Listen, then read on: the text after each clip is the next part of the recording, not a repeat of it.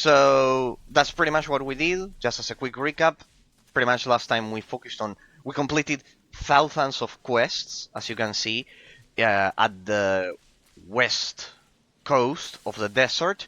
Pretty much in our first stream, or while exploring the desert, we got to the capital. From the capital, we did all of the quests at the capital, and then the other two settlements, El Darag and Badawi, pretty much they had a lot of interconnected quests. We finished all of them, and then on Tuesday we came down all the way over here, and we finished all of the quests, almost all of them. As you can see, I have 2 left. This Harpy Queen quest, I couldn't find the objective yet, but we came down here and we completed all of the quests all over here, all over the west coast here. West coast of Bengaresh also had a lot of quests. These 2 settlements, East Turbak and Turbak, these had a lot of quests. And I left for today. We'll first complete the rest of the zones at the desert, and then we will get into this cliff, this canyon, which has the last settlement of the desert region, apparently called Rajab, there, and we will, as you can see, this is the main quest. Remember that we have to ensure that the prince of Korum, the rightful inheritor to the throne of the desert region, beats his uncle somehow in a competition for the throne. Pretty much, pretty standard Prince of Persia storyline. So we'll explore the final sections of the desert. We will finish the rest of the quests, the rest of the side quests, and we will focus on completing the. Don't interrupt my summary. Don't interrupt my summary, please. And my canyon here, my Inquisitor, please don't interrupt my summary. And we'll finish this, all of the side quests at this settlement region. Alright. As for the topic of analysis for today, we will focus on both the economic system of the game. I wanted to once again explore it deeper, as deep as possible, in depth. I wanted to explore it in depth, and basically, once again, look at the consequences. Look at the consequences of the specific loot system that Sacred 2 has. But also today, and I didn't include it in the title, I wanted to pay attention to and analyze the skill tree system, because it's something that we looked at, but in a very superficial way, right? Because the other day I was thinking on Tuesday, as we were explaining the economic system of the game, as we were exploring the economic system of the game. Hey, what happened to my escortees?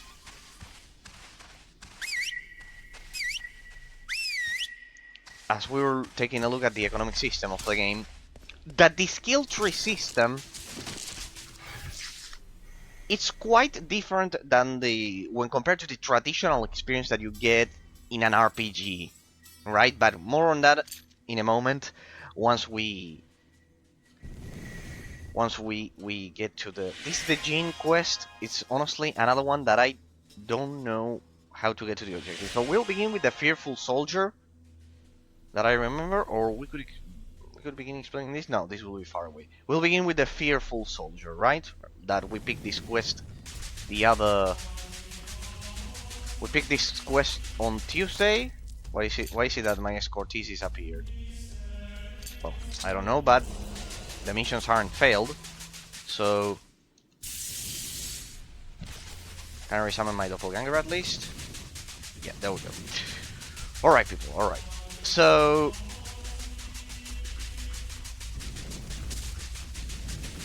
yes, we'll explore those two topics today. We'll take another deep look at the economic system of the game and specifically the consequences, because I started talking about the isolated elements, and while I commented the consequences of the specific features of the economic loot system of Sacred 2, I didn't get to explore the consequences in depth as much as I'd like. So we'll continue with that. I got interrupted because of the insane amount of side quests that we did on Tuesday. So yes, I am sure that now that we've covered all of those, I'll be able to explore those topics in depth once again. Alright, so we begin, people. I mentioned on Tuesday 3 elements of the economic loot system of the game that make Sacred 2 different when compared to most MMORPGs and isometric action RPG games. Basically, in case you're interested in why I make this distinction, it's because we did the genre classification of the game, which, let's go over it once again. Basically, Sacred 2 has elements from the isometric action RPG genre and the MMORPG genre, but it heavily leans towards the MMORPG genre. My main arguments were because of the level design. Because the level design, the quest system, the insane amount of side quests, the expansive world in which we play this game, they all correspond to the level design philosophy behind an MMORPG rather than an isometric action RPG. Just so you have a reference, when I say isometric action RPG, people, I know that for the hardcore old school followers of the channel, this must be these are old news because you already know about them.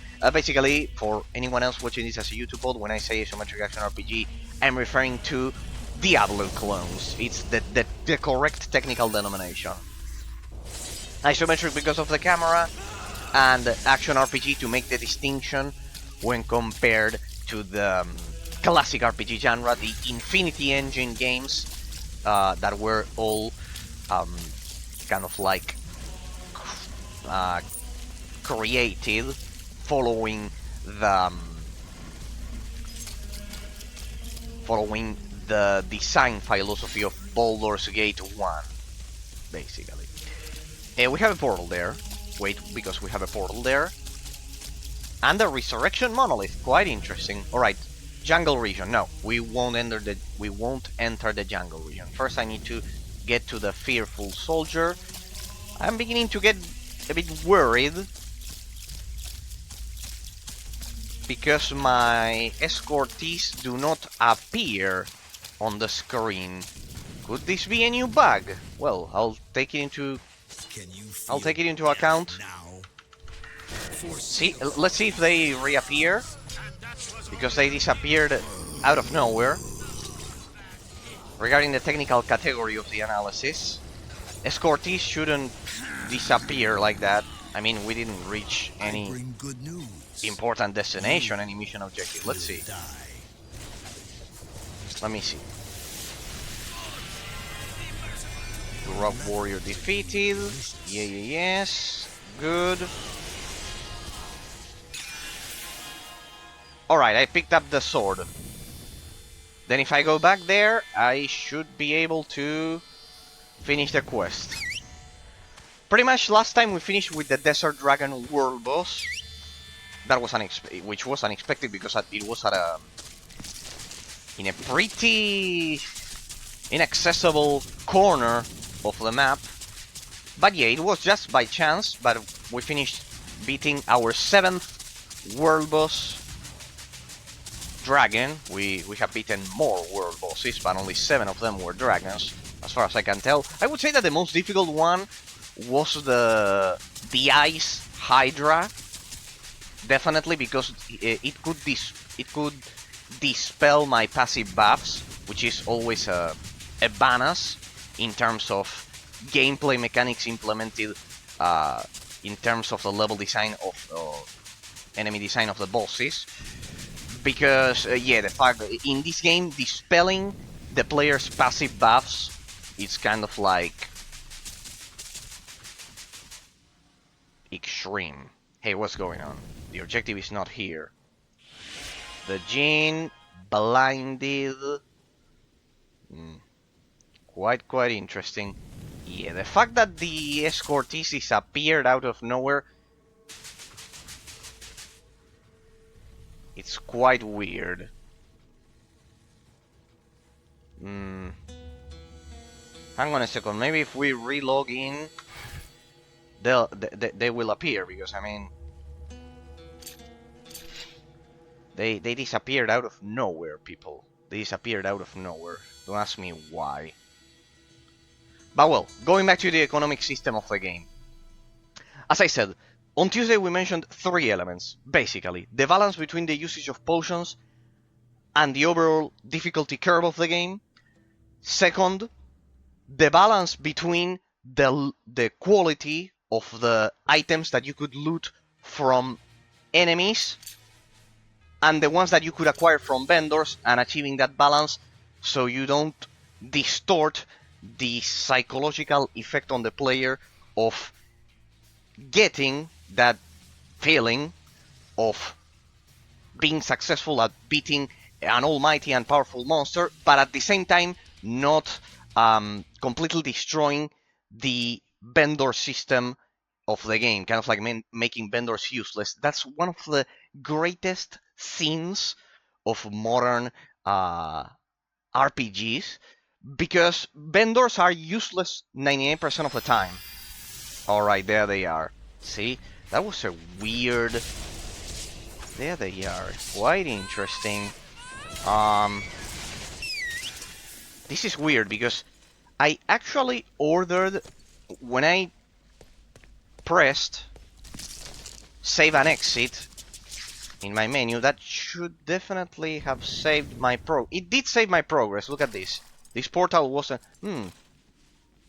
It did save my progress, but for some reason when I teleported from this zone, they disappeared. Ah, but look at that! How extreme, so interesting. The quest that was about the sword, about the fearful soldier, it did update.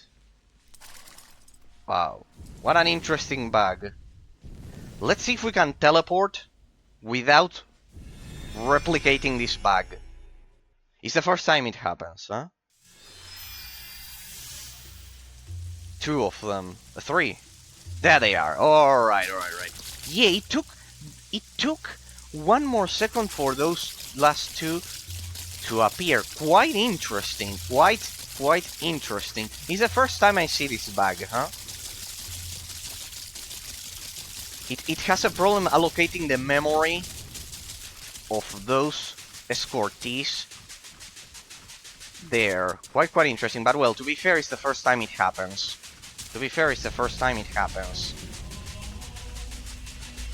Alright, let's get back to the economic loot system of the game, people. Let's get back to the economic loot system of the game. We have 3 elements. The balance between the usage of potions and the learning curve of the game. Second, the balance between the loot system of the game with the 2 polar opposites, as I've said, of getting the best loot from world bosses and mobs in general, and getting it from vendors. And the third item that the third element that I mentioned on Tuesday was the internal clock system of the game, responsible for enhancing the amount of gold, for increasing the amount of gold that the player would get, right? And that third element, the internal clock responsible... Ah, my buffs weren't up. That third element, the internal clock responsible for ensuring that the that the player responsible for rewarding the player according to his performance.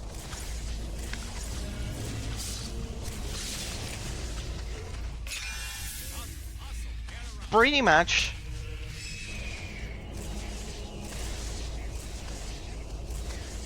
let me get rid of him.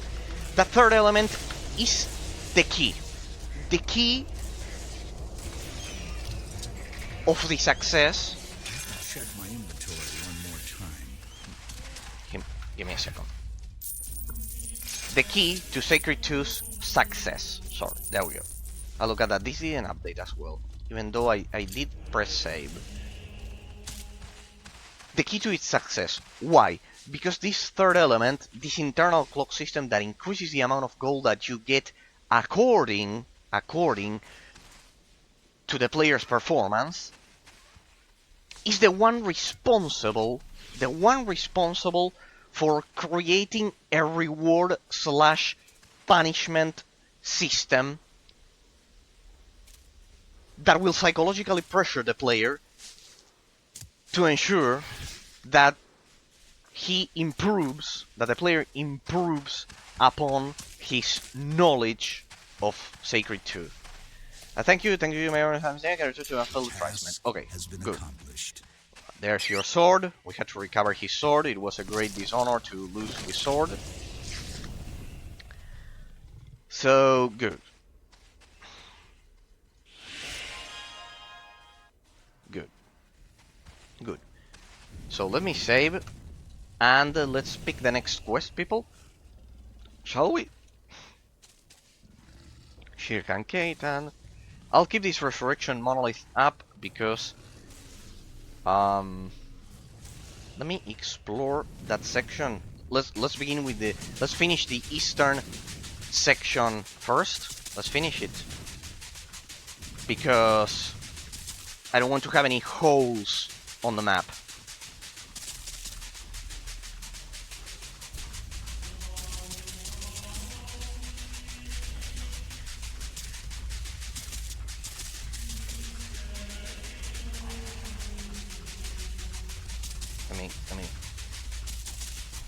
I think this is it. Okay, we've completed the exploration of this place. Let me see if I can complete that Djinn side quest. Let's get to that Djinn side quest, and then let's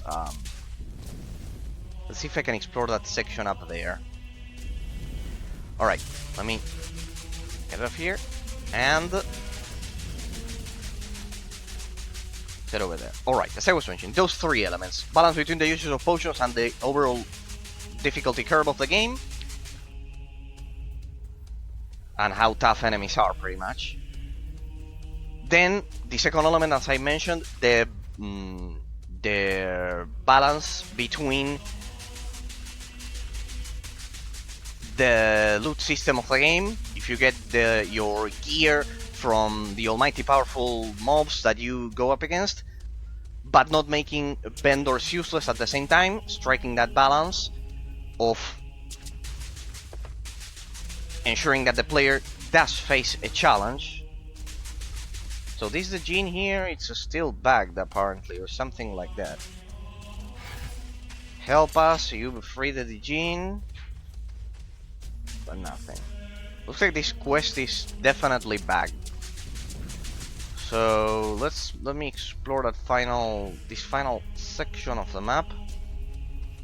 And we also need to do blinded anyways, which is pretty close. That we need to go down here.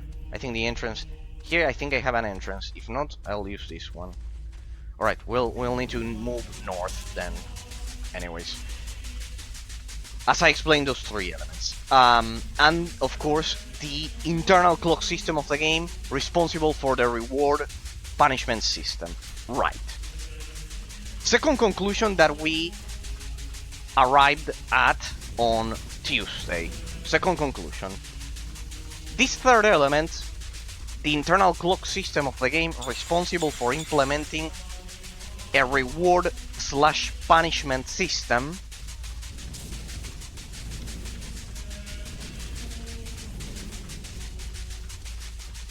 is the most important out of all of them, because is the one that will create the psychological effect on the player of having a second layer of, I don't want to say addictiveness, but it's a second layer of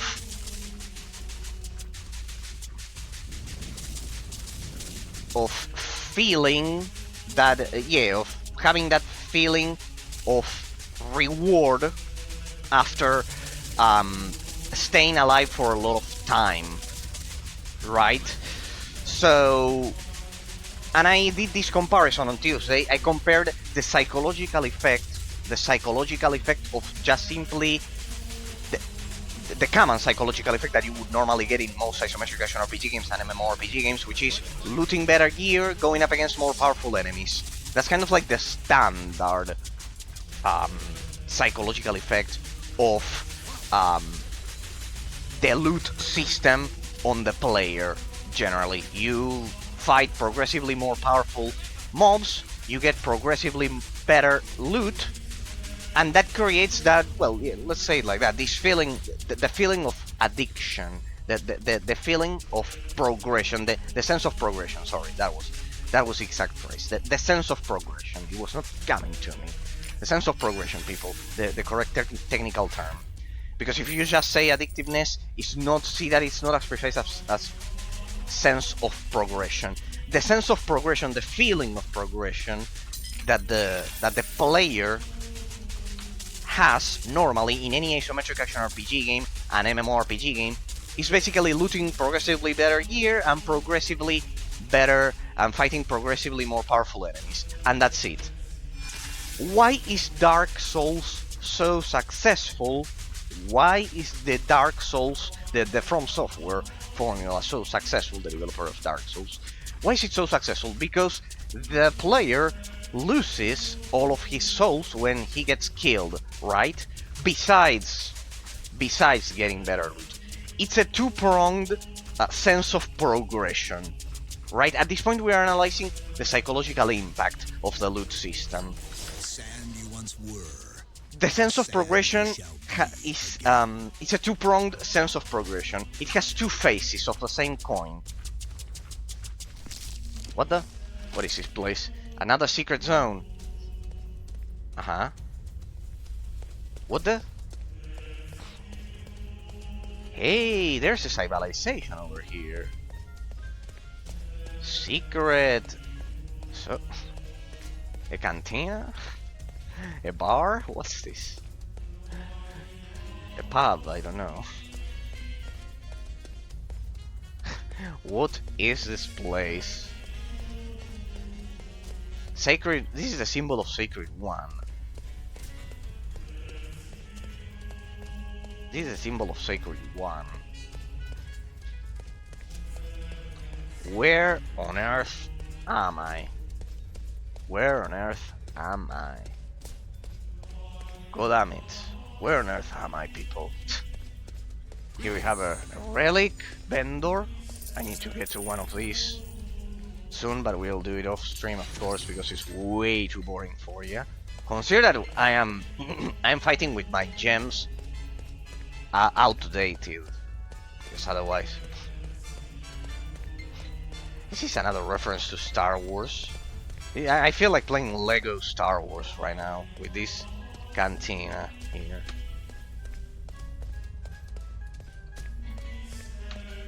And it has the symbols of Sacred One all over the place, the scarabs. We need to play the first game to understand a lot of the references, I bet. Well, we're doing a 100% exploration of it, people, and this counts as part of it. There doesn't seem to be any other quests, though, in here. There we go. So, as I was mentioning, the sense of progression. Hey, nice scorpion there. Nice scorpion here. Alright, what's this? The energy here? What? There doesn't seem to be anything at all. The psychological sense of progression, people. The third element, as I mentioned, the internal clock system of the game, responsible for increasing the amount of gold that you get the more you stay alive. That reward slash punishment system, because we also saw the punishment phase of it, which is basically the fact that if you get constantly killed in this game, the amount of gold that you will be able to loot from enemies and from the gear you get from enemies and then you can sell, the proportion, it will have a negative proportion if you get killed constantly when compared to the price of potions that you'll have, to the amount of money that you'll have to spend on potions just to stay alive, just to survive. And when you have that negative proportion in which you lose money constantly if you get killed a lot, the punishment phase of this system, you will eventually be unable to mod your gear. You will be unable to... there we go, Solinar. Looks like we've arrived at the...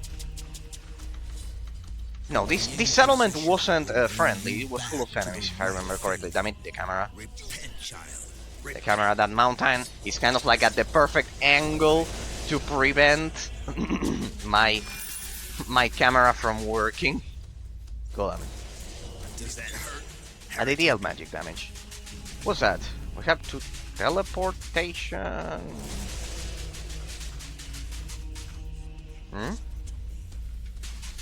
What's that? Another secret cave or what? But shit. What the? So, in the case of Sacred 2, in the case of Dark Souls, why is Dark Souls so successful? Because it has a two-pronged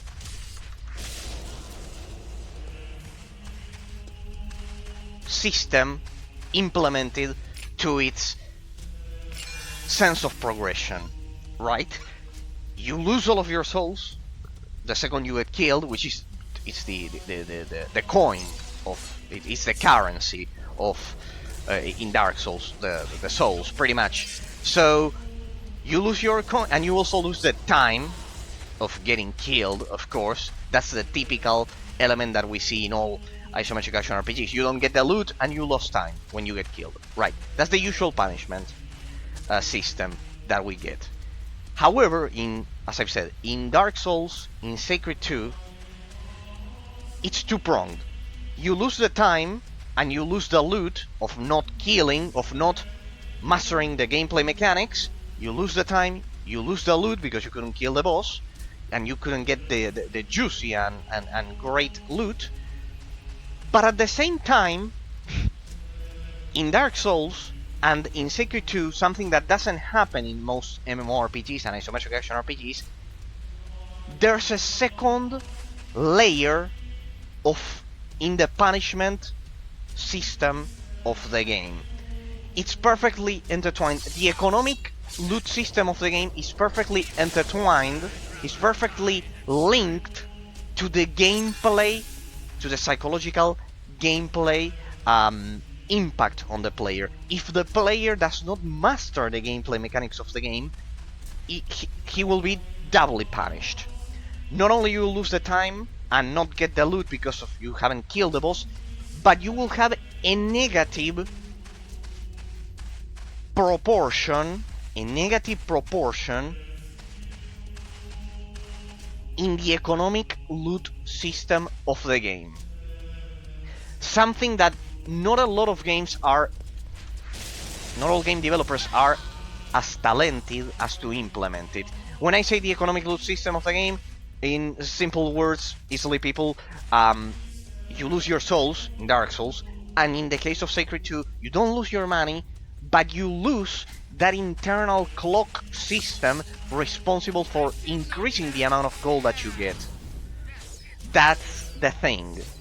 And here, there wasn't any transition. What the? Alright, pretty much that transition didn't help. It was just to enter this place. Can I exit this place? Because I think I need to access here. Can I teleport there? I don't think so. Alright, let's get over there. I need to find an entrance to that zone that you see here. Which, as far as I can tell, is this an exit? Oh no, we're at the fucking corner. We better teleport. The economic loot system. I will take both the Inquisition and the one. I'm looking at my window because I think there's something under construction nearby, because I see I hear some construction work, but I cannot see it. Well, doesn't matter. Let's see if I can find an entrance there. There should be one here. I mean, at least it looks like it. Could it be here? There? Down there? I think I see an entrance. Yeah, exactly. Alright, here we are. Alright, okay. Both Dark Souls and Sacred 2 ensure that there's an economic loot system directly linked to the gameplay mechanics of the game, to the mastery by the player of the gameplay mechanics of the game. If the player learns the gameplay mechanics and masters them, he's rewarded. In the case of Sacred 2, the internal clock system will ensure that you will get more money and better loot from your enemies. And in Dark Souls, you will get more souls, and you won't have to go back and collect them. And you'll be able to get better gear with your souls and everything. So, pay attention to that small but extremely important distinction. In most isometric action RPG games, simply you go, you fight the boss, if you kill him, you get the loot, otherwise you don't. And that's pretty much it. In World of Warcraft, it's true that you used to get, I don't know if it's like this in modern versions, but back in Wrath of the Lich King, you would get a 10-minute punishment if you don't go to your corpse, which would decrease the durability of your gear, for example. But as I've said, it's a one-pronged. There's only one element that establishes a connection between the economic loot system of the game and the mastery of the gameplay mechanics by the player. Only one element.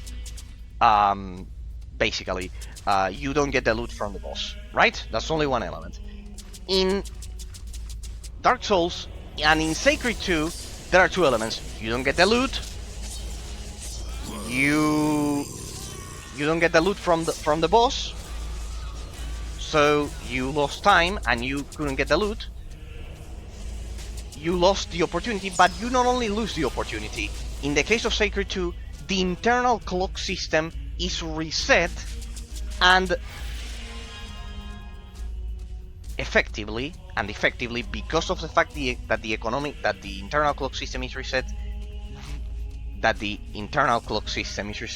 the economic system of the game, the economic loot system of the game, establishes a second connection to the mastery of the gameplay mechanics. Right? You not only lost the loot that you would normally get from the boss, but also you will get almost no gold from mobs. It'll be hugely decreased. You'll get no gold from mobs for an extended period of time until you stayed alive once again for a long time. In the case of Dark Souls, you lose your souls. In the case of Sacred 2, you lose the opportunity, the proportion of the reward. You lose the amount of potential gold that you would normally get from mobs. But that, it's so perfectly designed that has a lot of consequences that we looked at on Tuesday, but we'll get to them in a minute. We come to the first stage of our journey, the pitiful remains of an old stone bridge. That tells me that we're going in the right direction. This bridge is mentioned in the ancient text. And you? We're in the right place, it's the right direction. Let's keep following the course of the dried up riverbed. Since this Riverbed. Onwards. And I have to explore the rest, right? Yeah, we have to explore the rest. Pretty much it's a mission dedicated to exploring this chasm, I guess. It's a chasm or a canyon. I don't know. I'm not an expert on geology. I'm sure there's a difference between those two. There we go. Easy match.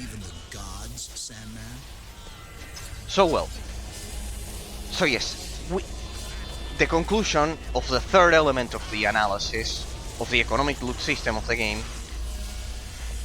the internal clock system, is that it successfully establishes a two-pronged relationship between the economic loot system of the game and the mastery of the gameplay mechanics, right? So I think it's something extremely subtle that we usually don't pay attention to, and it's important. Why? Because as I've said, most isometric action RPG games and most MMORPG games don't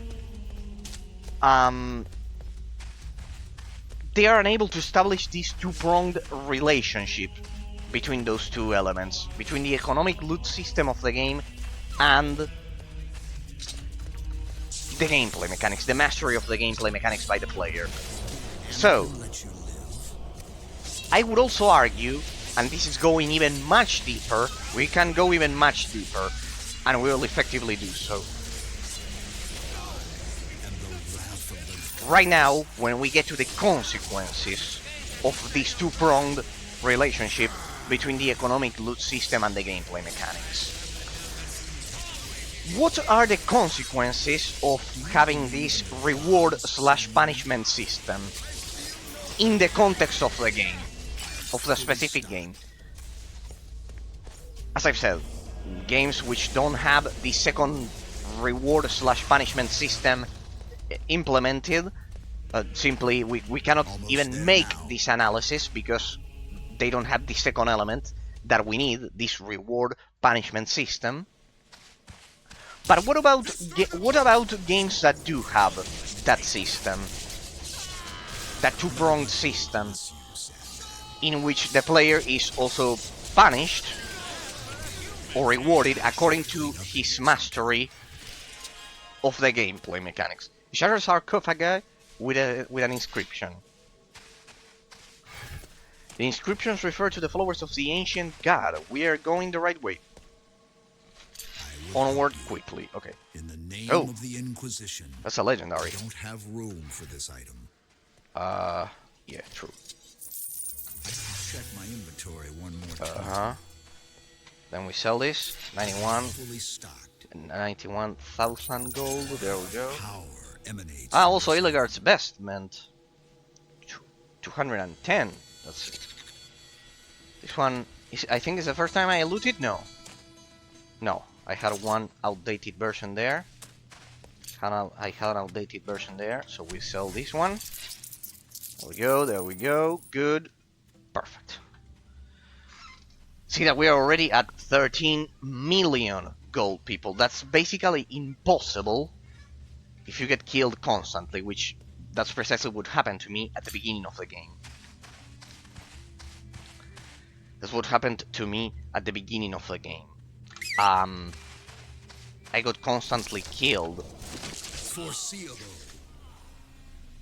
Pretty much. And that is precisely the direct consequence of this third element and this two-pronged relationship between the economic loot system and the gameplay and mastery of the gameplay. As I was saying, before we go to the loot there, I cannot attack this one. What's going on? There we go. It wasn't. It hadn't spawned.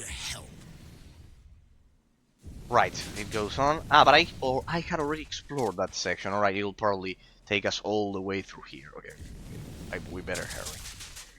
As I was mentioning, this two-pronged reward punishment system that not only ensures that the player will be unable, it will lose the potential loot, but also that establishes a negative proportion in the economic loot system of the game. If we take a look at Dark Souls, for example, the direct consequence is that the player, or World of Warcraft also does this, it used to do it, the direct consequence is that the player has to go to the zone, to the location of his corpse. Ruins, another sign. We'll have to fight here. The player has to go to the location of his corpse. And when he does that, he'll be able to recover from that negative proportion of the economic loot system of the game. You go to your corpse in Dark Souls and you recover your souls. You go to your corpse in World of Warcraft, this ruin remains, and you recover, and you...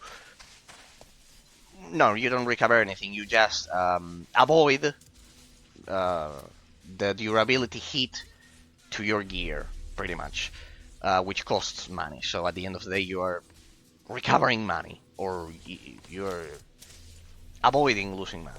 Let's keep moving. I feel we're getting closer to our discovery. Then let's move on. I'll dismount because this place is way too narrow, and I don't have a lot of room to avoid combat here. This should be the place of my destination. Please tell me it's not on the other side. That would be... yeah. The developers of this game, they are so funny. They are the best. They are the best. They ensure that you learn the terrain. Any miraculous exit? Over there? It's on the other side. Ooh, I can use my portal over here. The benefits of exploring the terrain, 100%. So we can access it from here. As far as I can tell, yeah, it's there. And it must be the end. So, what are the consequences? In World of Warcraft, in Dark Souls, you have to go back to your corpse, right? Pretty much, they force you to go back to your corpse. In Sacred 2, the consequences of having this two-pronged link between the economic loot system of the game and the gameplay mechanics. There's all pilot on the river. We have to turn the cast. There we go. Should be close. What are these guys doing? Huh? The direct consequence is that the whole economic system will be affected by it, which I think it's the most elegant and perfectly embedded solution. Like, if we, at this point, we should wonder the degree of integration between the punishment system, the punishment mechanic of the economic loot system of the game, combined with the gameplay mechanics, with the mastery of the gameplay mechanics by the player. We have to go south on which you should do. We'll find something in Sulinar. I can feel it. Doesn't matter if the Durak are there or not. We have to forget about the defenses working as well. We are so close to our goal. We can't give up. We can't give up. There we go. So to Sulinar right now. Okay, there to Sulinar. Luckily I can teleport. Without teleporting, this mission would have been abhorrently slow. The peasants shall tremble with fear. Let's get to Sulinar once Here again. Comes the Inquisition. So at this point we should wonder about the degree of integration between that punishment element. We should compare them. We should compare the punishment elements, people. Let's not lose focus of the bigger picture. Which punishment element of the economic loot system of the game is better integrated to the gameplay mechanics, to this connection between the economic loot system and the gameplay mechanics. The fact that you have to go back to your corpse, which one has a better degree of integration with the gameplay mechanics? Which one fits the gameplay mechanics more naturally, more efficiently, to be precise? Going back to your corpse, like in Dark Souls and World of Warcraft, at least old school World of Warcraft, as I've said, or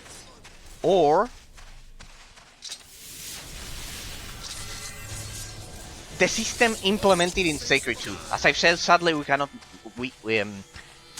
already, if we make the comparison, if we do the comparison, sorry, if we do the comparison, if between the system in Sacred 2 and normal isometric action RPGs, without this second layer, so without this two-pronged system, this two-pronged punishment system, it'll be absolutely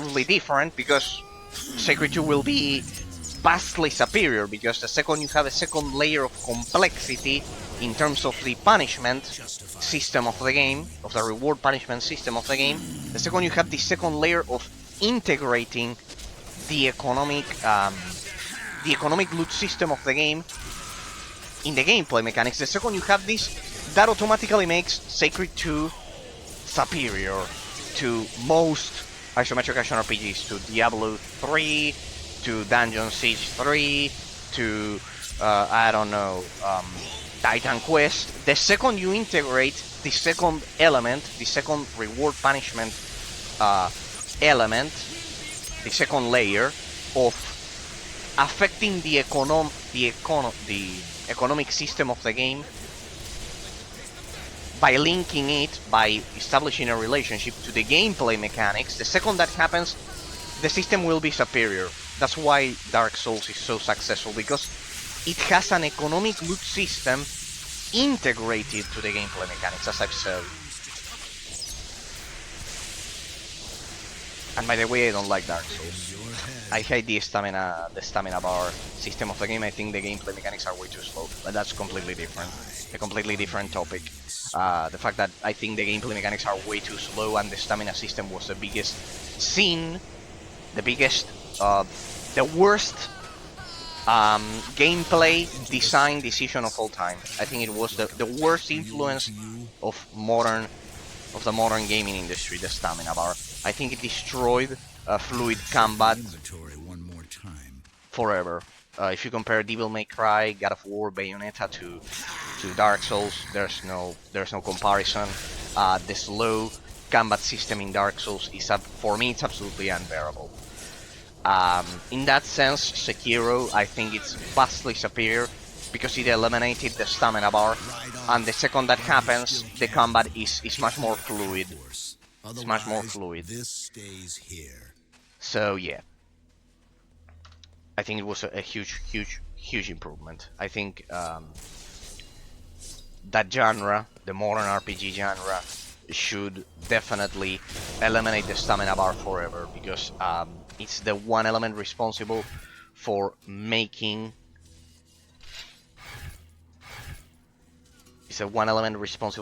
combat so slow nowadays in modern games, which I think it's a flaw, because you're destroying the fluidity of the combat, the fluency. Attack value, no. There we go. Potion of Undead, no. Signet, light radius, no. Let me get rid. Why is it that my regeneration time went up to 12.1? Huge question. Huge question. Because of the right. Because of the 10% that I lost when equipping my divine graves last time. Alright, we have to compensate for that. But well, anyways, is what we're doing. And this will perfectly lead us, people, to the topic that I wanted to get to. today. The skill tree system of the game. But first let me finish with the economic loot system.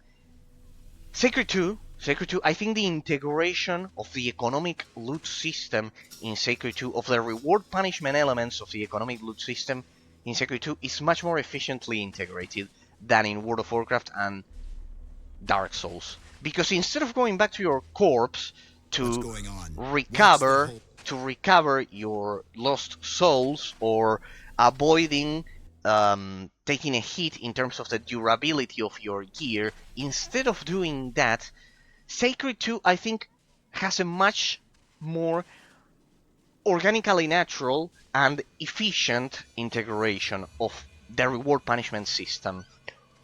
Why? Because it's more efficient at...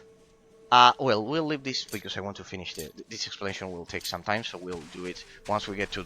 We'll leave it for the second part of the stream. So this is Solinar, the place is running with Durak. I think it's much more efficient. Why? Because instead of just making you go back to your corpse to recover the souls or avoid taking a durability hit to your gear, instead of that, in Sacred 2, the whole economic system of the game is integrated within the mastery of the gameplay mechanics. And you can see it in my first streams, people. You can see it in my first streams. I died a lot, constantly, right? And I had a negative proportion of income, of gold income, when compared to my more successful economy at the end game right now that I'm not dying and I have 13 million gold, right?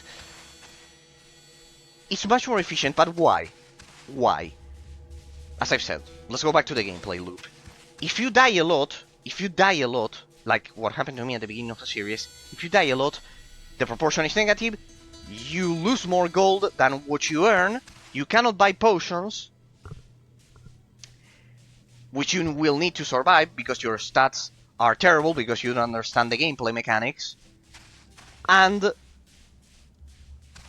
that negative proportion, making the player constantly lose gold, it's much more efficient than just forcing the player to recover the corpse.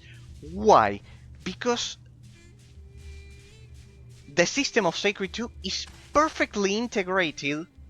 It's perfectly integrated with the mastery of the gameplay mechanics. For example, in World of Warcraft, I die, right? I see that I'm about... No, I'm fighting a boss, right? And I see that I'm about to get killed. And I get far away from the boss, right? Without understanding the gameplay mechanics. It's a hypothetical situation. I still don't understand the gameplay mechanics in World of Warcraft, right? I fight a boss. I see that I'm about to get killed. I retreat. I run away. I get killed. Far away from the boss. And I can recover my corpse, right? In World of Warcraft. And I can, or in Dark Souls. In Dark Souls, that is addressed because you cannot exit the arena that you are usually in. But in World of Warcraft, for example, just to have a game of the same genre, going back to the genre classification, as Sacred 2, because it's an MMO, an isometric MMORPG. In the case of World of Warcraft, you can run away, recover your corpse, and that's pretty much it. That's the punishment. And you could have gone through all of that process while still not learning the gameplay mechanics, right? And progress through the game. In the case of Sacred 2, it's not impossible. It's not impossible because at the end of the day, I did progress through the game. But the degree of influence, if you pay close attention, of the economic loot system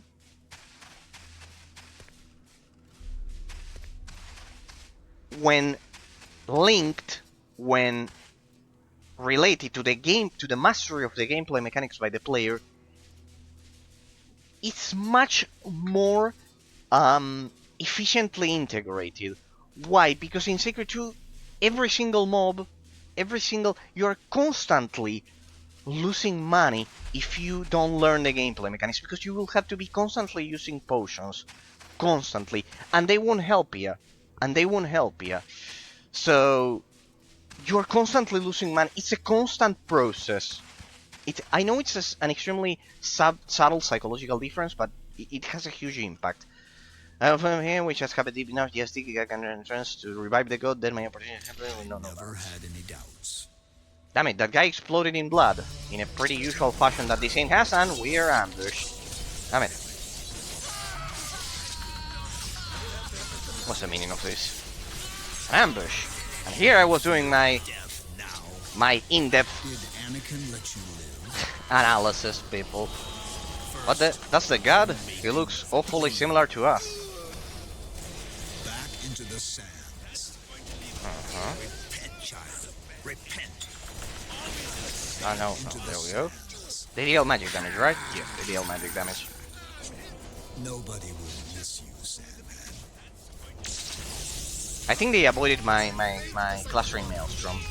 First, I will make you. Or they have a lot of resistances. Does that hurt?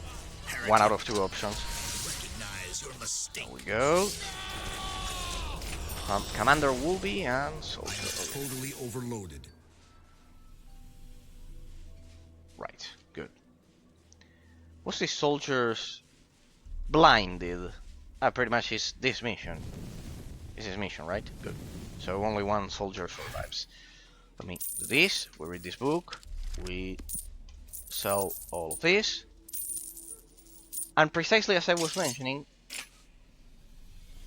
the economic loot system is kind of like, it's much more efficiently integrated with the gameplay gameplay mechanics of the punishment reward element of the economic loot system of the game is much more efficiently integrated when compared to that relationship with the mastery of the gameplay mechanics by the player. I know it's a lot of abstract concepts, people, but trust me, those subtle elements are the ones responsible for creating that feeling, that sense of progression, that psychological sense of progression that make games addictive and, at the end of the day, good or not. The problem is that most reviewers just get to the sense of progression and call it how addictive the game is. It's kind of like a flat analysis that doesn't get as deep as needed as to understand objectively the gameplay mechanics of the game. So this is the god. Defeat the Durak and tribal chieftain. I see you are in the midst of a great battle. My remaining soldiers and I will assist you so that our obligation is fulfilled once and for all. The Durak chieftain of Sulinar must fall. Though it is below my I think I have interested in your assignment. this one. This NPC should be easy. Recognize your mistake. There's two of them. Could it be? I know those are just his minions. No, a normal soldier. Easy. I'm almighty and all-powerful. It was an honor to have fought at your side. I feel an enormous sense of relief. An enormous sense of relief. A strange force is running through my bones. The curse has been broken. Our bodies will turn to dust now, and our souls will finally be free. For Kerr. I have a terrible feeling about the archaeologists at the excavation site. I feel that they are in grave danger. The Durak will definitely not pass up an opportunity to attack the camp when the garrison is weak. Alright, and what do you want me to do about it? Ah, the quest goes on. Camp in distress. Let's get back there. So, going back to the analysis, that element... I hate the provinces. No culture whatsoever, but full of superstition. The reward punishment system element is much more efficiently integrated in Sacred 2. It's much more efficiently integrated. Why? Because it's a constant process. In Dark Souls, in World of Warcraft, It's kind of like, first of all, in World of Warcraft, it's a one-pronged. It's a one-pronged. It's not a two-pronged system, because as I've said, sorry. In a lot of modern isometric action RPG games, it's only one. There's only one punishment, which is the potential loot lost from not killing the boss. In World of Warcraft and Dark Souls, for example, it is two-pronged, but the degree of efficiency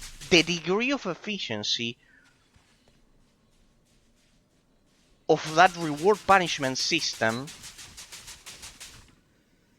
I think it is much lower in Dark Souls and World of Warcraft. Why? Because it's not a constant process. In Sekiro 2 it is a constant process, which is the key of what I wanted to talk about today. Praise Lumen, you come to save us. The regular attacking answers are mainly end for us. Too easy. Kill 10 raiders. You're our last hope. Stop the intruders to get rid of them and help us. I'm where are they? Over here? Who wants to die? Yeah, this one? This one over here? I need to ensure that I don't miss that loot. Good. We have these are legendary, so we should sell them at the merchant that we have close by. This soldier that's following us. What's the? Ah, it's still the same mission. Blinded. Okay. See if I can get rid of him.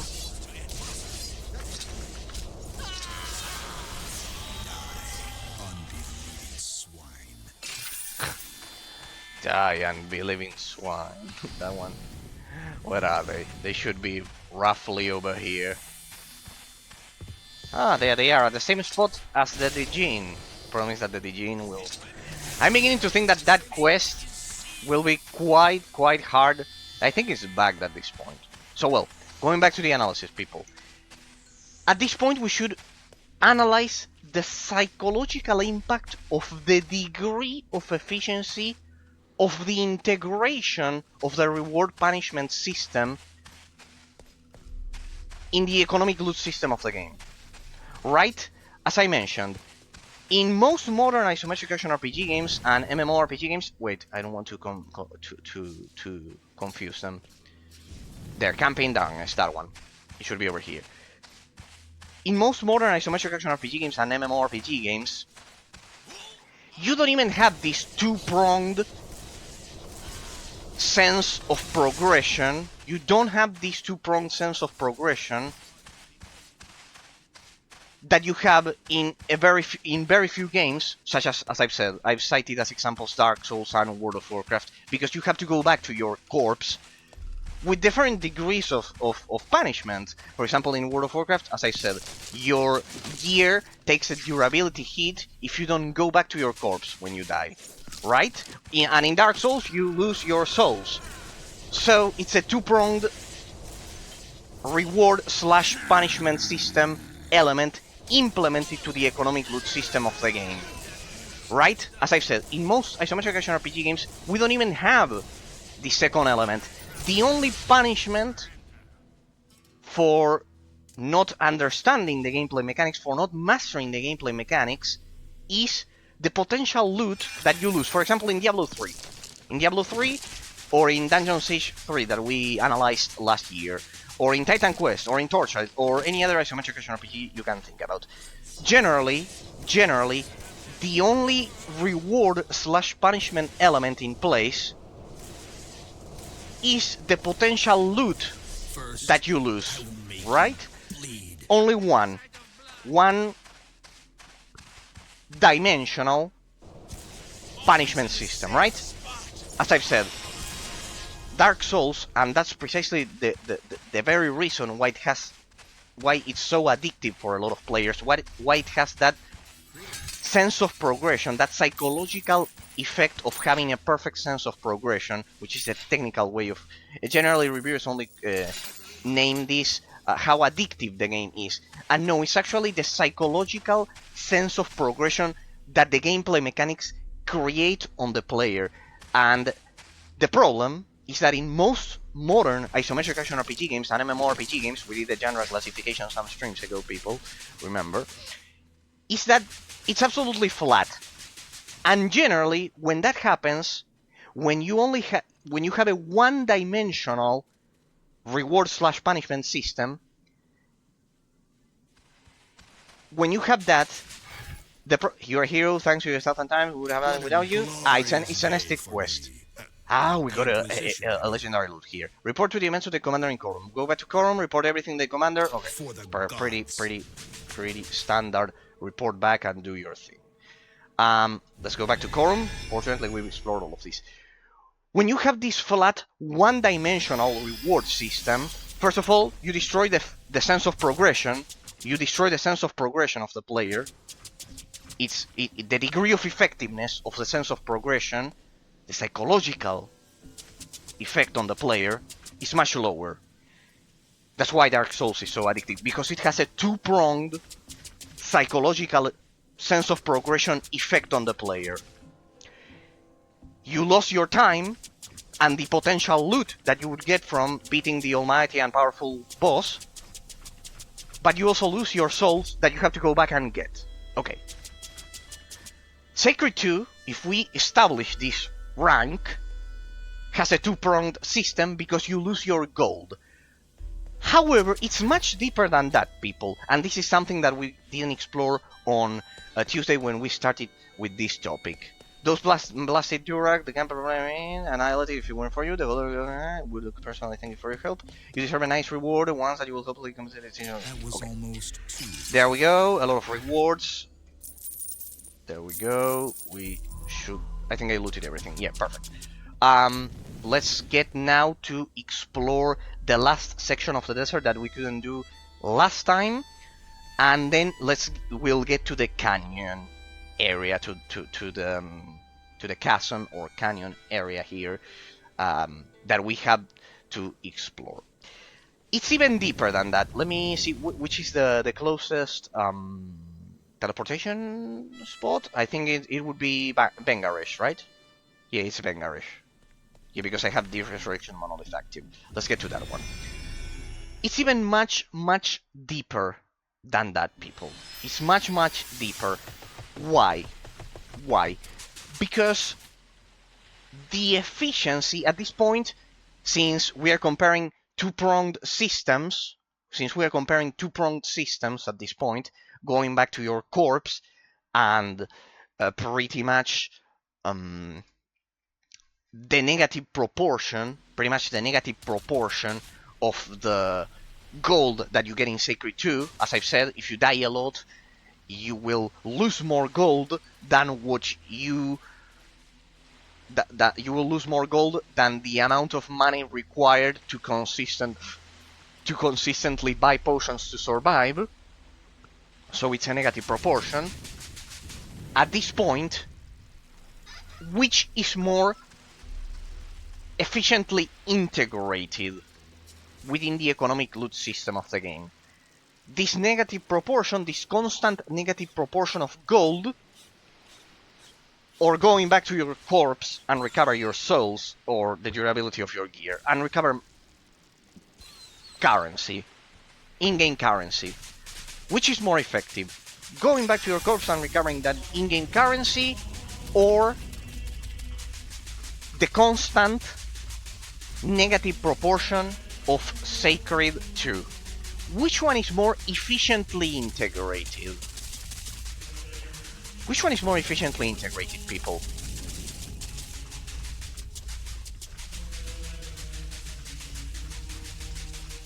My mental perception.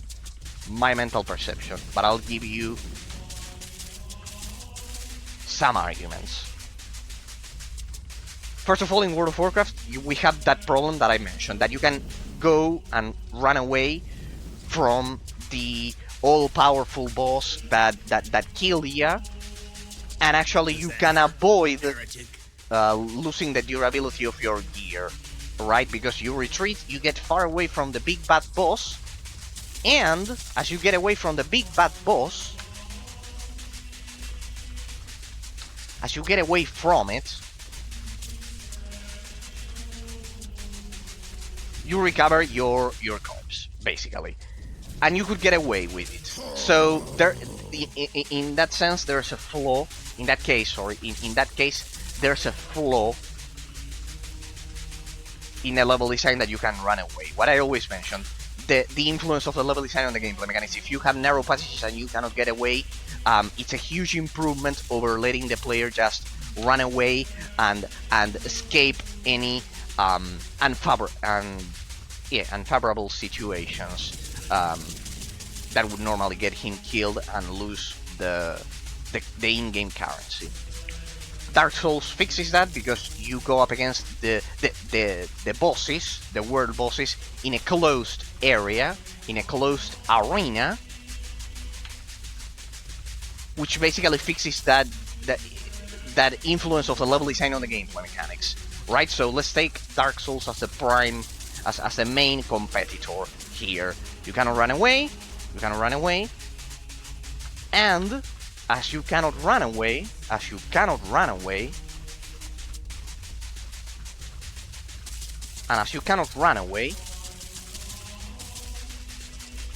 you go up against the big bad boss, you go up against him, you get killed, and when you get killed, you lose your soul, right? You have to go back and go up against the big bad boss once again, recover your souls, and if he kills you way too fast, you basically lost them forever. So there's the punishment system in place.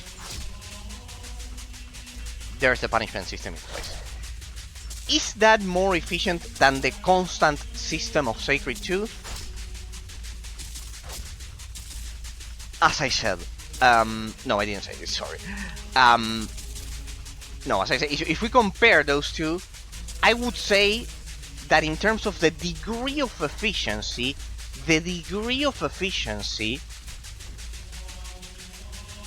is higher in Sacred 2. I think it's higher in Sacred 2, precisely because of the element that I've been commenting on. Because it's constant. Because the punishment system is constant. The in-game currency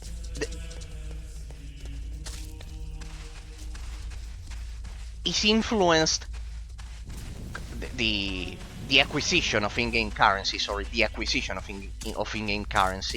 is constantly affected by the reward punishment system. It's constantly affected by the reward punishment system. Constantly. And I think that we can see that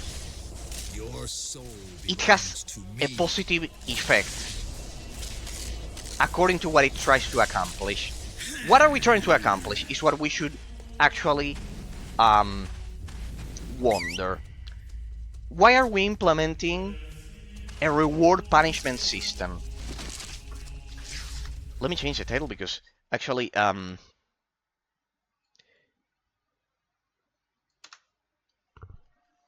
me see, reward punishment.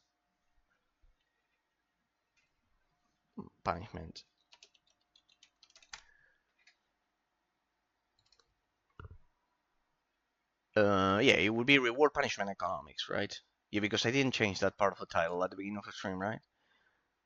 Reward punishment.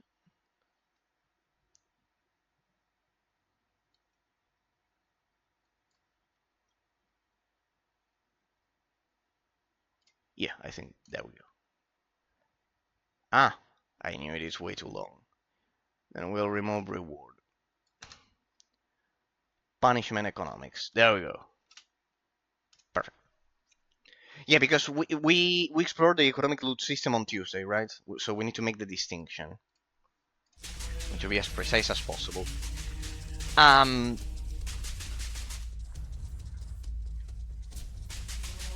What is more efficient at this point?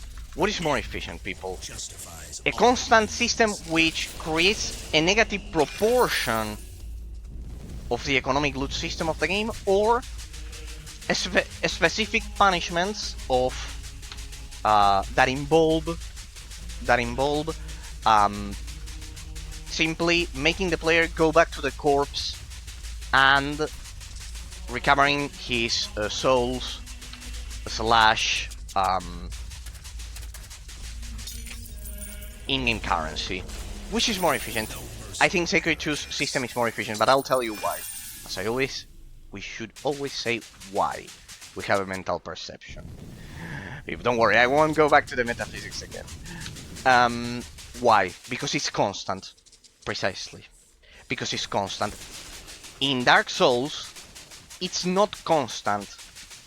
It's not constant. At this point, we are analyzing the psychological effect on the player. Which one is more efficient at creating that sense of progression? I think the constant system of Sacred 2 is much more efficient than the one used in Dark Souls 2 because it's constant, precisely. Think about what happened at the beginning. What do I mean by... We can go even deeper now. I say because it's constant. Why, then? What does it mean that it's constant? And how does that impact, how does it affect the psychological impact that we are talking about? The sense of progression. The sense of progression. Since the system here is constant,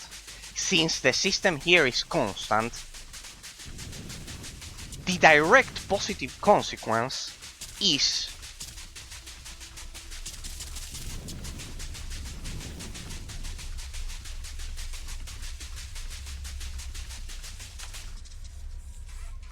that the player will have a look at my reflection damage right there. The direct consequence is that it will be much faster in terms of teaching the player the gameplay mechanics. The thing is that Sacred 2, I believe it has a higher abstract complexity in terms of the gameplay mechanics when compared to even Dark Souls, because it has a lot of naming conventions that aren't global when compared to modern isometric action RPG games. In Dark Souls, you have them. I think this game has a lot of stats that Dark Souls doesn't have. For example, the internal, the evasion chance and those things, which are taken from classic isometric action RPG games. So I think that continuous punishment of having a negative proportion in terms of the in-game currency of the economic loot system of the game, the fact that you are constantly losing gold and constantly you are constantly dying if you haven't learned the gameplay mechanics, and that you cannot even buy potions because you won't get money because of the internal clock system, because it will reset and you won't get any loot. Since it is constant, I think it's much more efficient at punishing the player appropriately. And when you punish the player appropriately, you are creating a much more efficiently integrated punishment system, and the sense of progression is better. I think the sense of progression in Sacred 2 is unmatched because it's directly related to this system that we are talking about. It's a constant learning process. Haven't you noticed it, people? It's a constant learning process. It's not a matter of losing your souls, and you could argue, yeah, well, Eraser, in all games, ever, it's a constant learning process. Yes, but not at the degree of perpetual progression that Sacred 2 has. I think the pacing is what Sacred 2 gets right. It's not that you get killed at a boss and you lose your internal and the internal clock system resets. It's not just that, which happens,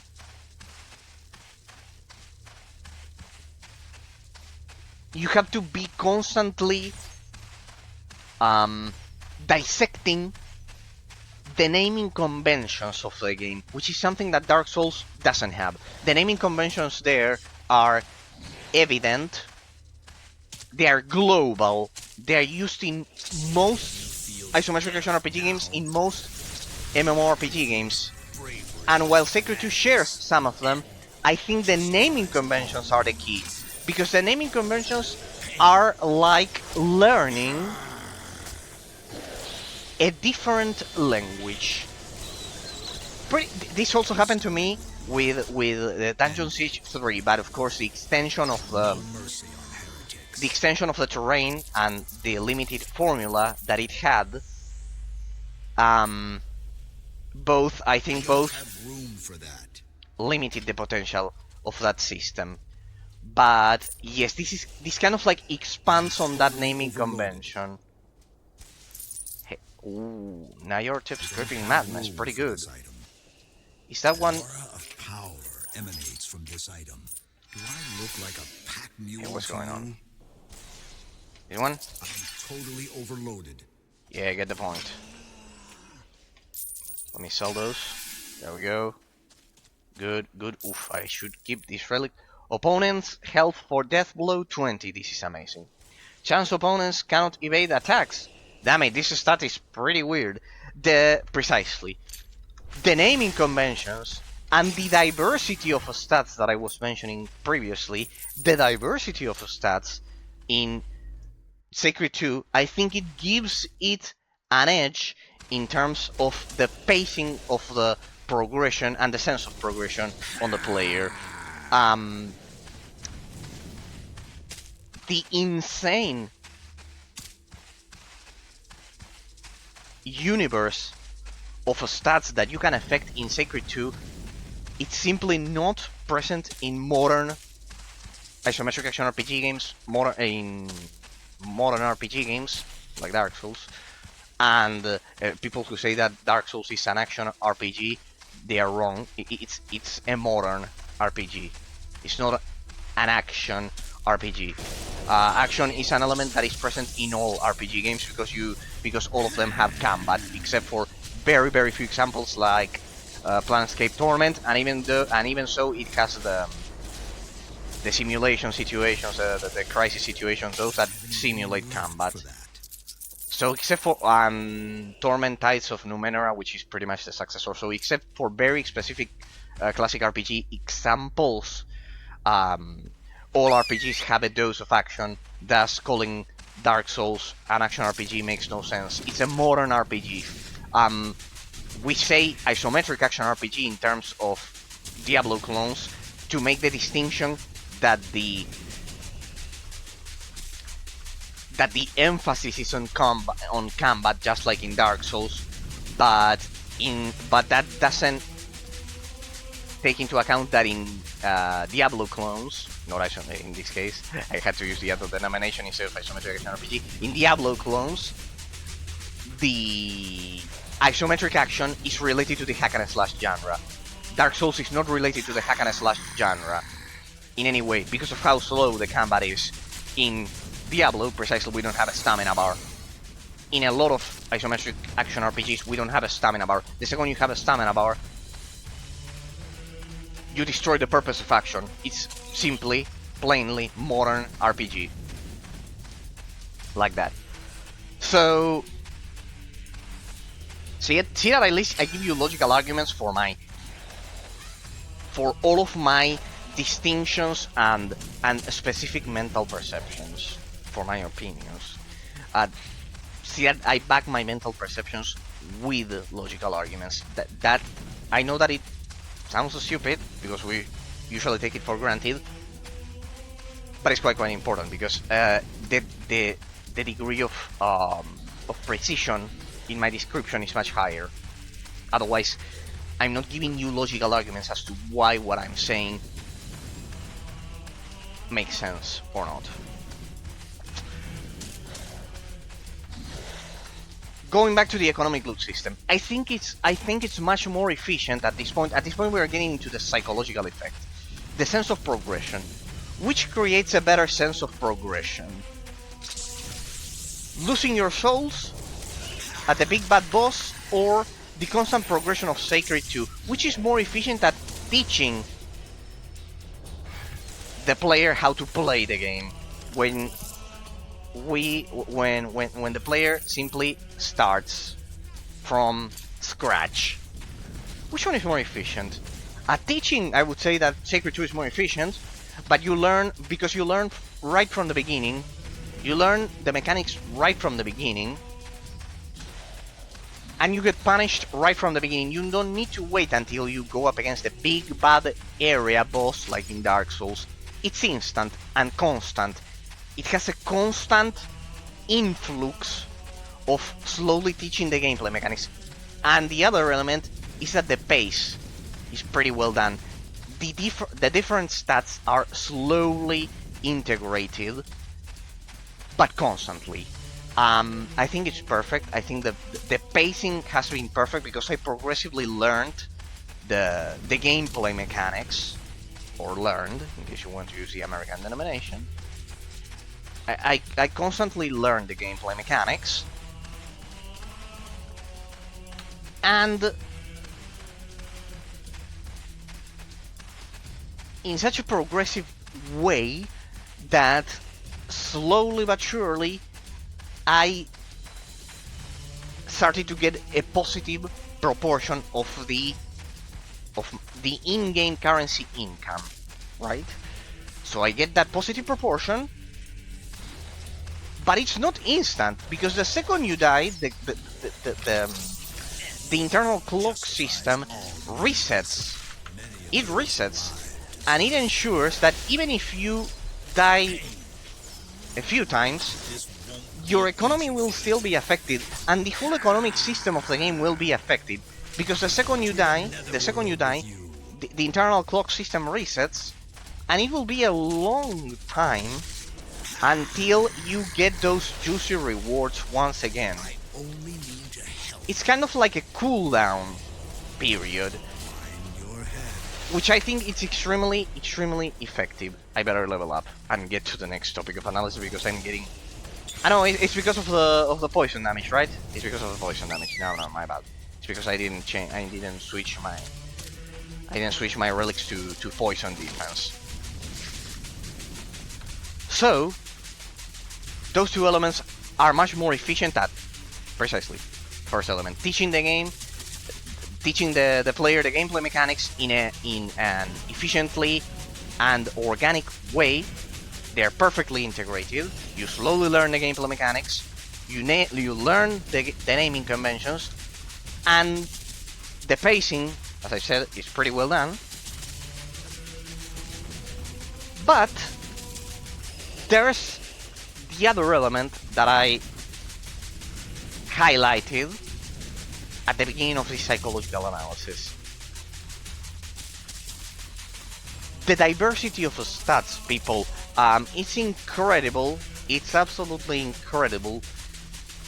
The insane amount of stats that the player can influence in this game. We've talked about this topic previously. We've talked about it.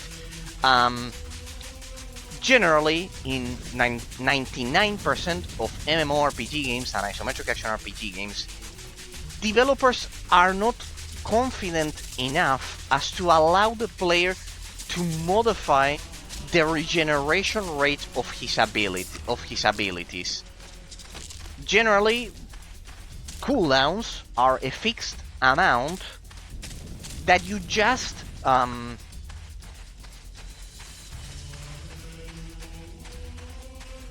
cooldowns are a fixed amount that you cannot modify whatsoever at all. You simply cannot modify your abilities' cooldowns does not happen today. In most games. 99% of the times. In Sacred 2, you can modify. The developers were confident enough as to give the player the freedom of modifying the cooldown times.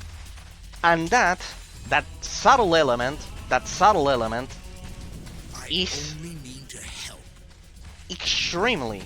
extremely curious to analyze. And it influences the pacing because it's related to the skill tree system of the game, and the very reason why I wanted to talk about this topic today. When you level up in this game, you have when you distribute your skill points in this game, you have two options. You can decrease the cooldown or increase the damage according to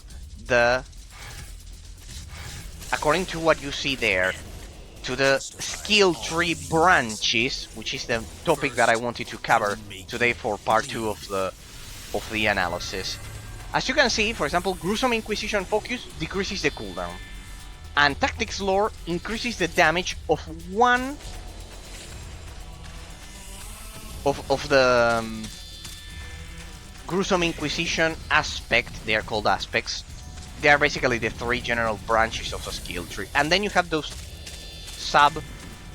two sub branches, right? So we have 2 sub branches which either decrease the cooldown or increase the damage of your abilities, which is basically the backbone of the skill tree system of this game. I think we're done here, huh? We explored everything, pretty much. We should head over to Dowry, there, to that side quest. There we go, in this direction. Let me mark it so we can go back. So I have the arrow up there. So yes, people, the insane variety of stats in this game, they affect the pacing. They affect the pacing because generally in Dark Souls and in other, I'm not an expert in that on that game because I hate the stamina bar. I love Sekiro, but I hate Dark Souls. It's a pretty weird relationship there. But yeah, in those games generally the stats are much more limited, and they don't give the player the insane freedom of modifying so many aspects of the gameplay mechanics, of the skill tree system of the game. Generally, games are extremely restrictive. This is a development philosophy. I know this because precisely when you create a website, which is what I do, I'm a front-end developer. I create the UI, the user interface, and the web, and the web of a web page, pretty much. And when you create the UI elements, the directive, the main philosophy design, is to be restricted upon what the user can do. You must be thinking, why? Isn't that negative? Yes, it's negative, but it's kind of like a closed system. You let the user click here, do this. This will lead the user here, and it will do this. It's kind of like a chained sequence of events. They are precisely called events in programming. You do this, and this event will trigger this. This event will trigger this. It's kind of like a closed chain. The very same design philosophy happens in video games. Generally, the more restrictive your skill system and your stat system are, the more restrictive they are, the more predictable, which is the main objective that we're pursuing here, the more predictable it'll be, right? I will only allow the player to affect these and these stats, those specific stats, so the player will roughly create this build, and the game will be played like this, that we've tested with these gameplay mechanics, with the player being allowed to do up until this point, and everything extremely closed, an extremely closed and predictable system. in the case of Sacred 2, the developers were confident enough as to give the player a lot of freedom in terms of manipulating the stats without breaking the difficulty of the game, without breaking the sense of progression of the game, and without breaking, as a third element, No way. pretty much the level design of the game, because they perfectly calculated the amount of mobs that could kill the player, the difficulty of the world bosses. They are, if you pay close attention, they are perfectly measured with a lot of confidence by the developers, because this is extremely difficult to do. And they created a system which is much more open in terms of the modifications that we can do to the stat system of the game. They were confident enough as to allow the player to not only increase its damage, its base damage, but to allow the player to reduce the regeneration times, to actively swap between the elemental defenses, to allow the player to affect a lot of stats that you see there. Tell me, does Dark Souls or any modern isometric action RPG, or we should pose the question, do modern isometric... 1 out of 2, don't tell me that there's a second page of the bonus overview. Ah, yeah, if you click, you get a second one. At this point, we have 2 rows. They don't even fit the screen. This is the first time it happens. Pretty good to illustrate what I'm mentioning. As you can see there, see the amount of stats. See the amount of stats. Compare that amount of stats with the stats that are in place in modern isometric action RPG games and modern RPG games in general. Look at this. This also has stats from the internal clock system that ensures that to reward a player when he doesn't die. And I haven't died in a lot of time. But look at all of those stats. It's insane. All of these, you should translate it to freedom. Freedom to the player and confidence of the development team that they won't break the gameplay system. When I see this, I see confidence. Confidence of not breaking the gameplay loop that you originally designed. And that confidence, and achieving this perfect balance, it's extremely, but incredibly difficult. Incredibly difficult nowadays.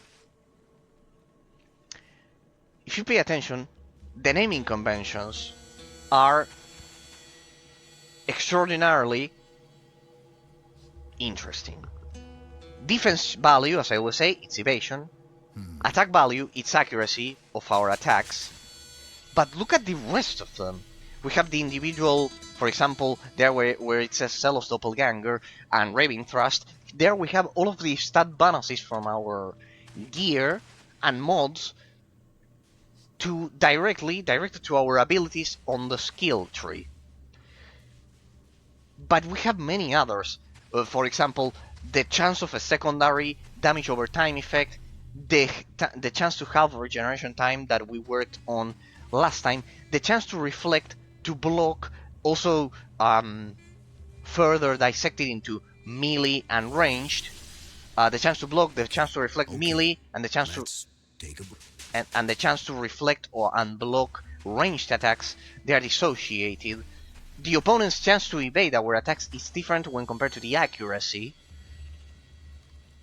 The hit point regeneration, pretty much everything. Riding, bargaining, everything. The spell intensity, which is another stat that we should work on, that basically ensures that the full effect of our combat abilities will work.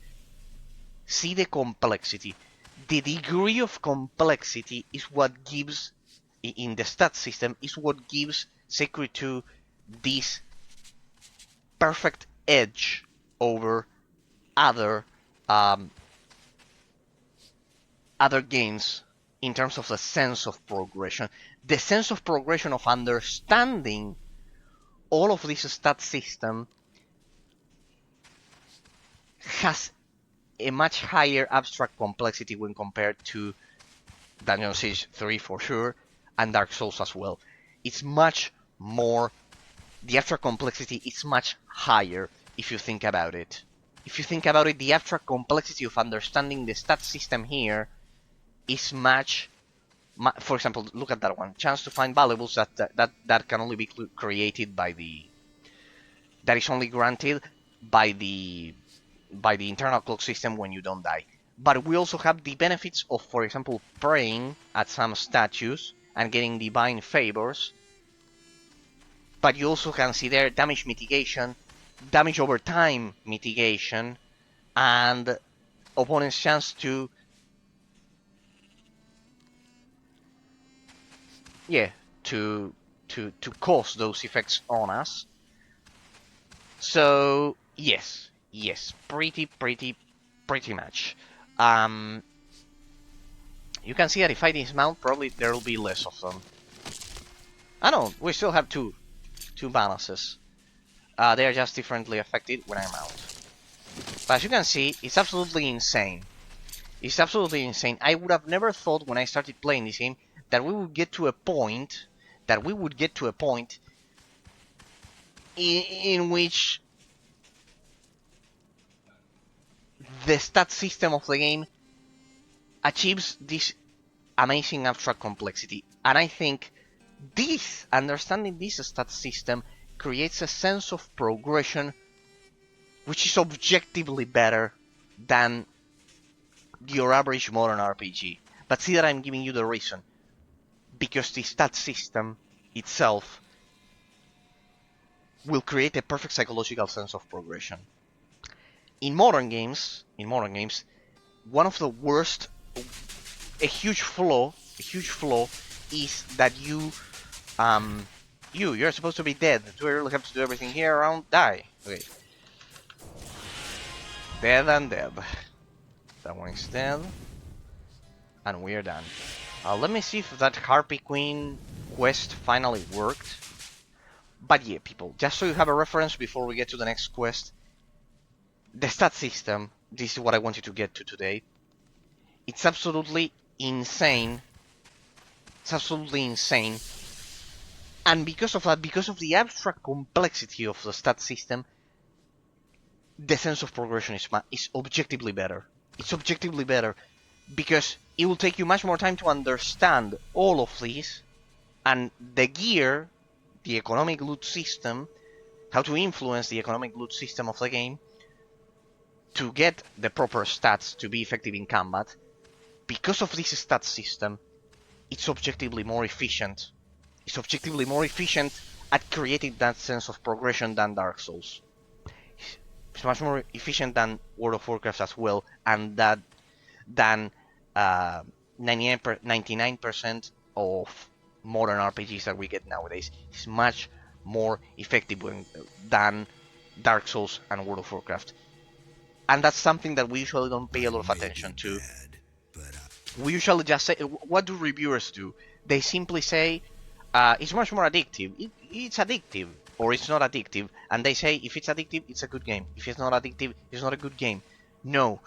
The thing is, the psychological sense of progression that the game creates through the layers of complexity of the economic loot system.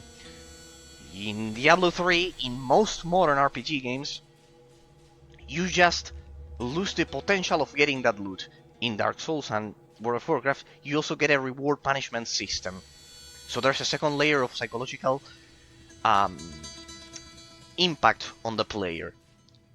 But above both of them, I would place Sacred 2 as a conclusion, because the degree of efficiency of the integration, how efficient the integration of the reward punishment system element in the economic loot system of the game, the degree of efficiency of integrating a reward punishment element is much higher. It's much more efficient at integrating the reward punishment system, the reward punishment element on the economic loot system of the game. As I said, it already has the two-pronged connection with the gameplay mechanics. If you don't master the gameplay mechanics, you lose the potential of looting the best gear, but you also get a negative proportion of the in-game currency income that you'll get. The same with Dark Souls, when you have to go back to your corpse and you lose your souls. So, it has the second layer, but that second layer is much more efficient when compared to the very other games, that do have a two-pronged system implemented. I don't know if it's. I know it's a lot of information. I know it's a long analysis, but pretty much that's what I always love to do here on the channel. Pretty much, people. When compared to one-pronged games like Diablo 3, the reward punishment system it only has one it's one-dimensional. It only has one dimension. You lose the potential of the loot, so no comparison. Sacred 2 is superior. It's objectively superior.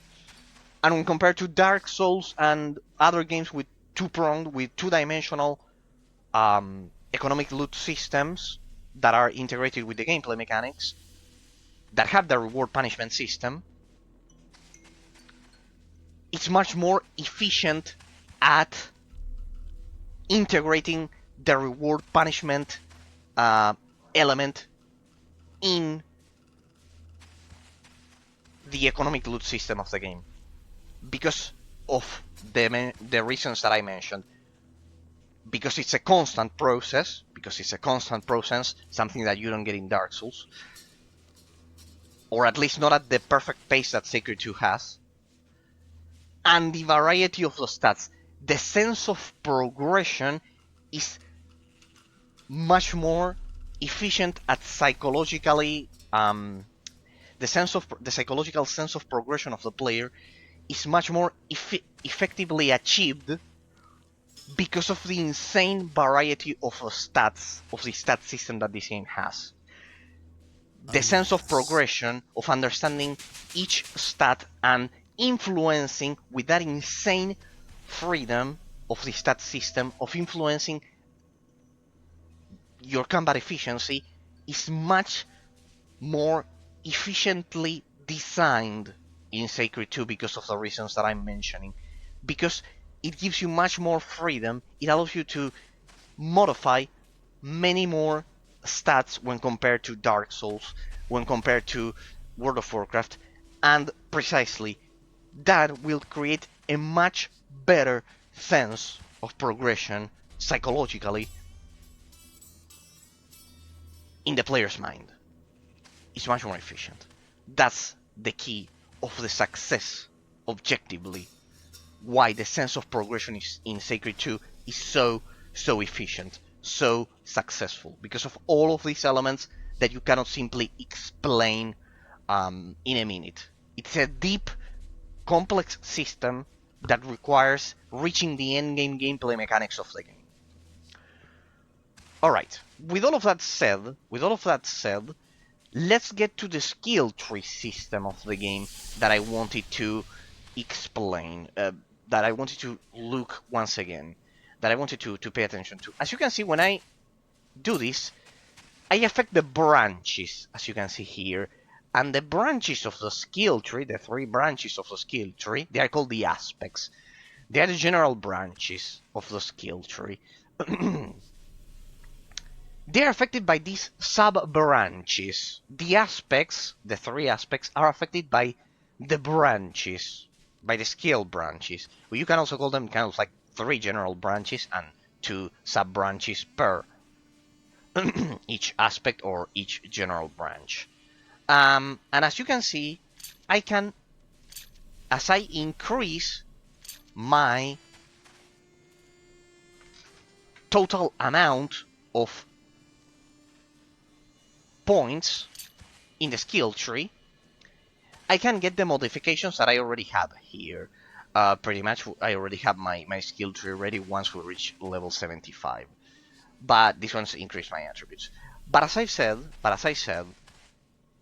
this one increases defense value significantly and damage dealt with ranged weapons. I don't care, it's just defense. I just use it for defense. Dexterity, we should always want to have a pretty much proportional distribution here. Pretty much have the same.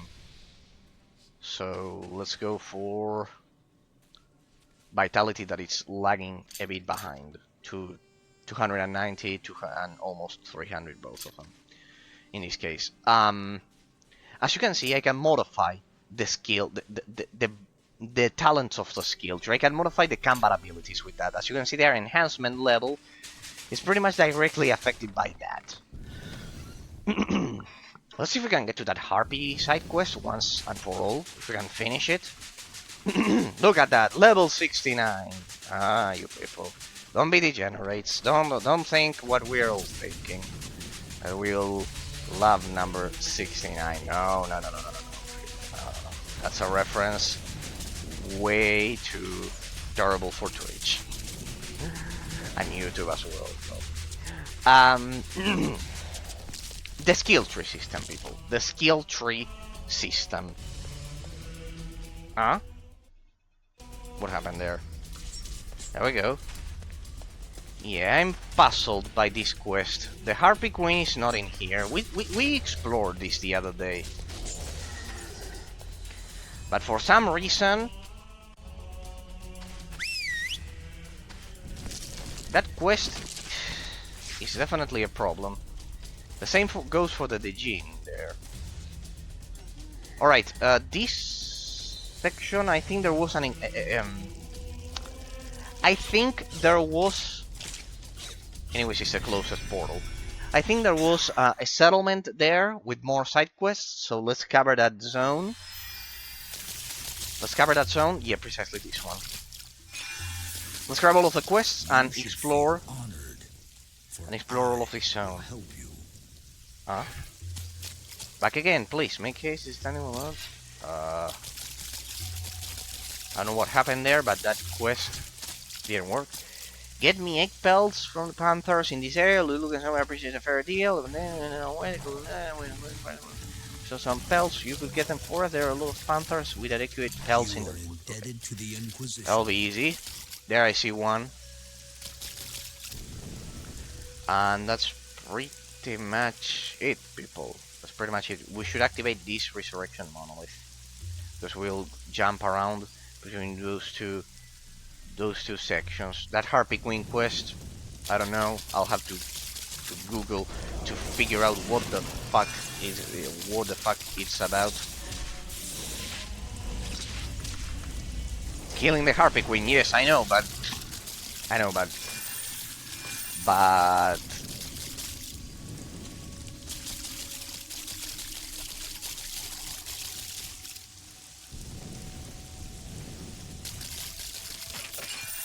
it doesn't appear. Look at that, 66,000 gold there. This is the main quest of the good side quest. We can update it, and it'll lead us it'll probably lead us into the jungle zone, but no. Lioness, there we go. No, it'll lead us into the jungle zone, which I don't really want. Wait, I don't want yet. Let's see here. Can I get through this? Can I get through the forest, or is it a hard limit? Yeah, it's a hard limit. Precisely, that's what I wanted to get to. It's a hard limit. Alright, so this is the wall. When we get to the wall, let's enclose this area and see what it has in store for us. What's this? Garena Ghost Warrior. Really good enemy variety, I guess, because they deal poison damage, but... Alright, let's see. We are getting the rain from the jungle while being at the desert. Kind of like borderline here. So I want you to get to the second element of analysis for today. I want you to get to the second element of analysis, which is the skill tree. The skill tree, people. Generally, what you do in skill trees is what you could see a moment ago, to just modify combat abilities that you already have. The classic system, the classic Blizzard system of modifying base abilities, this is a limit, right? Yeah. Of modifying base abilities. Too easily defeated do not bring glory to the Inquisition. I know, Inquisitor, but we're doing a 100% exploration here. Our audience requires it, because it'll probably be the only 100% modded completion of the game ever, because of how insanely long it is. Alright. And perfect. We've enclosed the area. Let's begin exploring it. Because we need to have a 100% exploration of the game, people. You know it.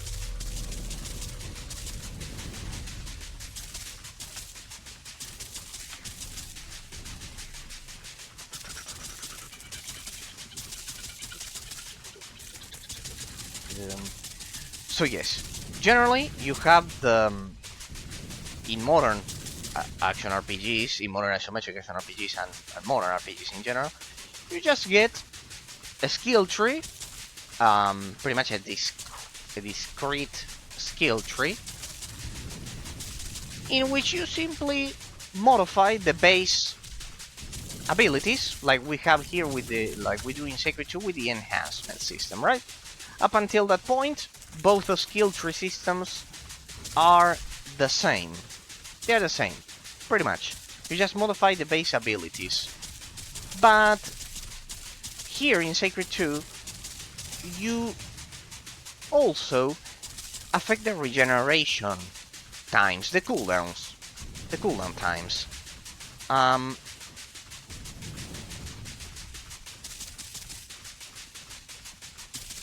You can also affect the cooldown times, besides and the damage, and directly increase the damage of the abilities.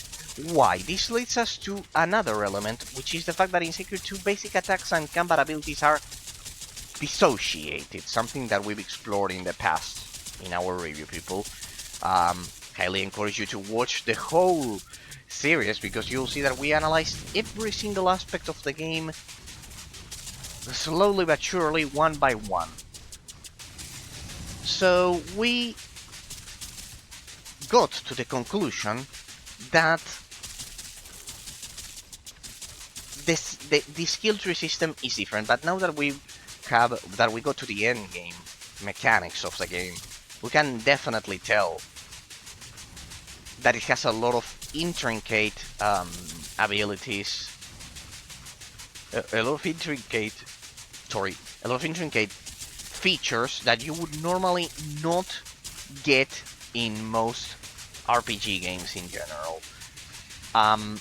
The fact that you can affect the regeneration time, the fact that you can affect the damage of the ability directly, they're kind of like isolated elements. Like in World of Warcraft, you have parts of the skill tree that say increase the damage of this specific ability by 6%. And you can stack 3 points, and you end up getting 18% of extra damage or something like that. Maybe 18% is a bit exaggerated, but you get the point. 2%, and you do it 3 times. You can stack the ability 3 times, the points 3 times, and you end up getting 6%. Right? You end up getting 6%. N justifies all means. Right? And with that, you modify the specific abilities one by one. You modify them.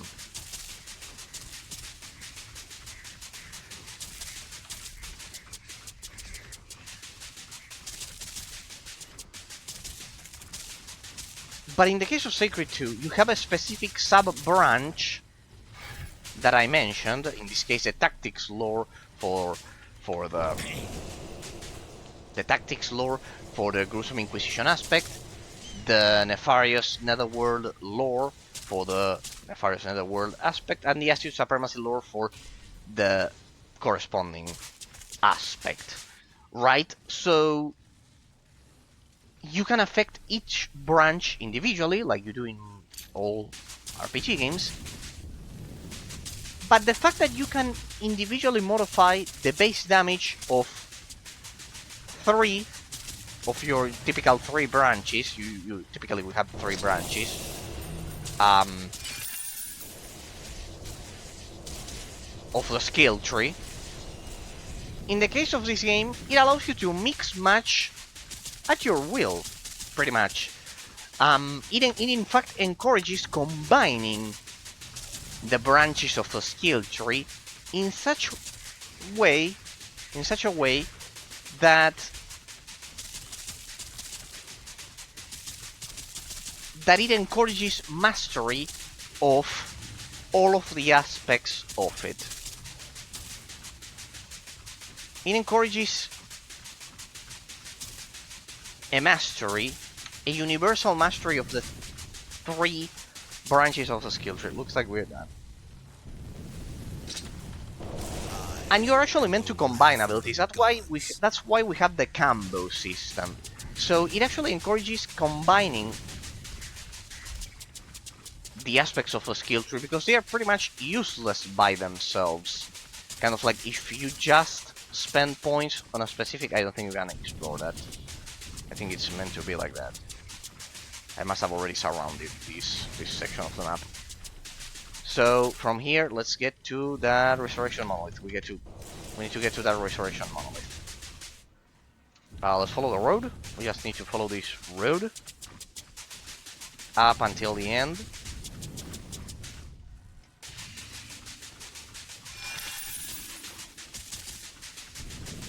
And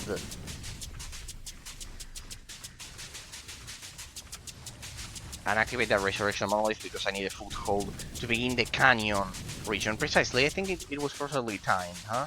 2 hours, and I could have timed it better even if I wanted to. 2 hours, and we begin the second section of the analysis over at the canyon area. Alright.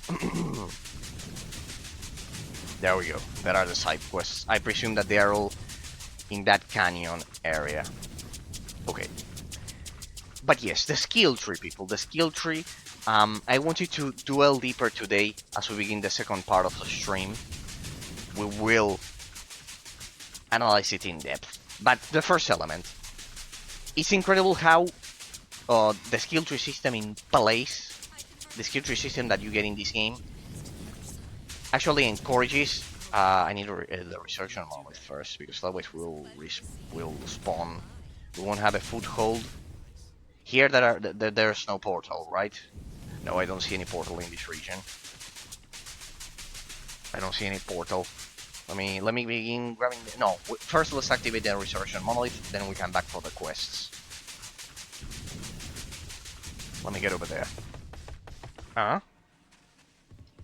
Damn it, it's a dead end. Now this place is intricate. Let me get out then. Let me grab the quest. Let's grab the quest, because otherwise it's kind of like isolated. Alright, so we begin the second part of the stream today. We've arrived at the canyon region. We've explored the punishment / reward system of the game, and how the economic loot system of the game incorporates those 2 elements. How efficiently the reward / punishment system of the game elements are implemented in the economic loot system of the game. Right? So